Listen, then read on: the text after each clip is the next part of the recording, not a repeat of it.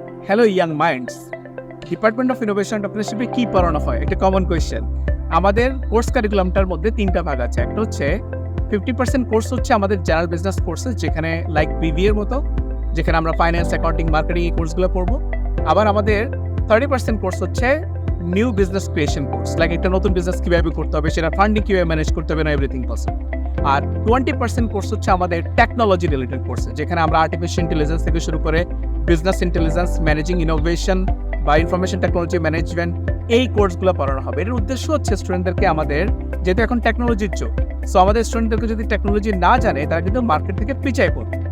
So to make them competent, we blended everything possible in our course curriculum. So একটা student যখন আমাদের এখানে 4 বছরে পড়বে, সে বিজনেস নলেজ ডেভেলপমেন্ট হচ্ছে, তার নতুন বিজনেস ক্রিয়েশন knowledge development হবে, at the same time the technological understanding টা হবে। So he will or she will be a perfect graduate।